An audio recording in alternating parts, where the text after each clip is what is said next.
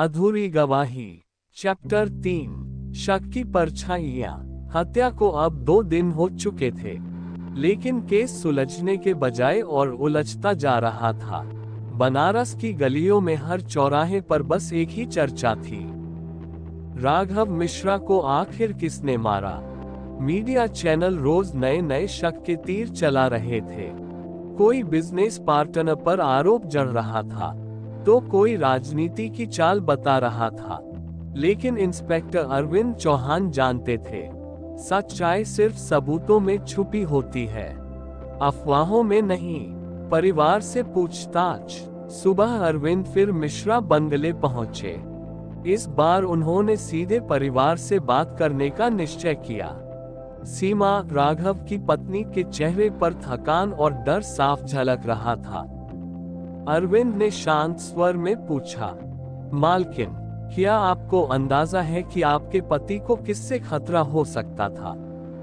सीमा ने आंसू पोंछते हुए कहा, राघव जी का कारोबार बड़ा था साहब, दुश्मनों की कमी नहीं थी, लेकिन वो पिछले कुछ दिनों से बहुत बेचैन थे।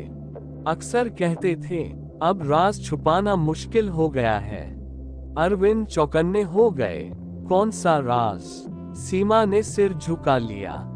उन्होंने कभी बताया नहीं, बस कहते थे कि अगर सच सामने आया तो कई बड़े लोग बर्बाद हो जाएंगे।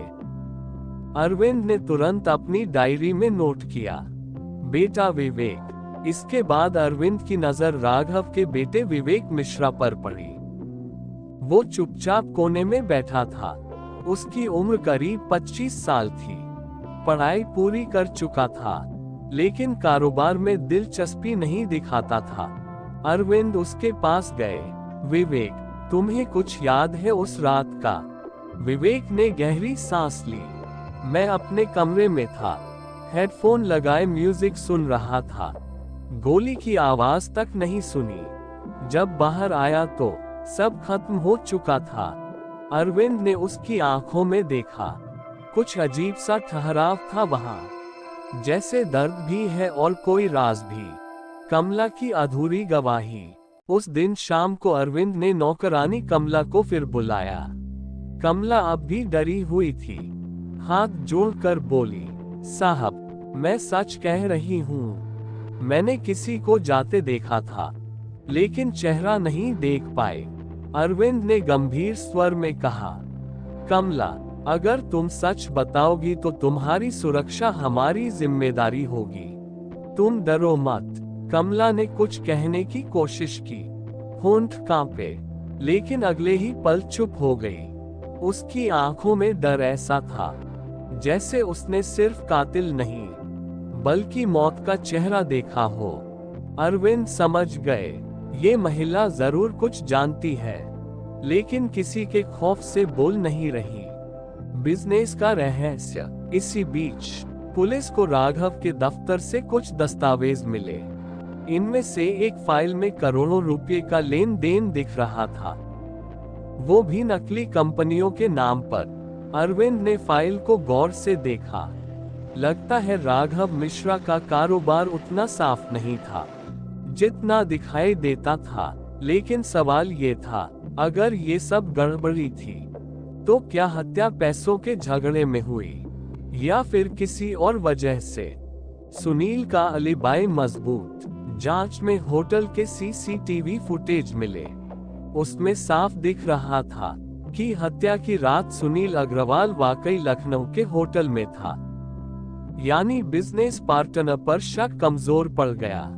अरविंद ने सोचा, अगर सुनील निर्दोष है, तो फिर राघव का असली दुश्मन कौन है? और वो अधूरी चिट्ठी, सच मत, आखिर किसके लिए लिखी गई थी?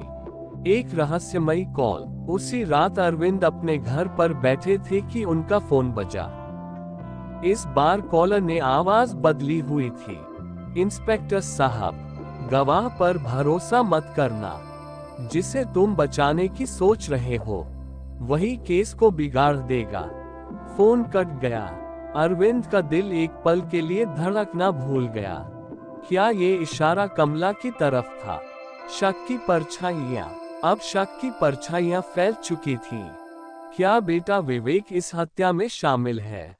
क्या कमला सच छुपा रही है, या फिर राजनीति और काला कारोबार इस मर्डर की असली वजह है? अरविंद खिड़की से बाहर देखते हुए मन ही मन बुदबुदाए। सच की परछाई जितनी लंबी होती है, असली चेहरा उतना ही दूर निकल जाता है। लेकिन मैं इसे ढूंढ कर रहूंगा।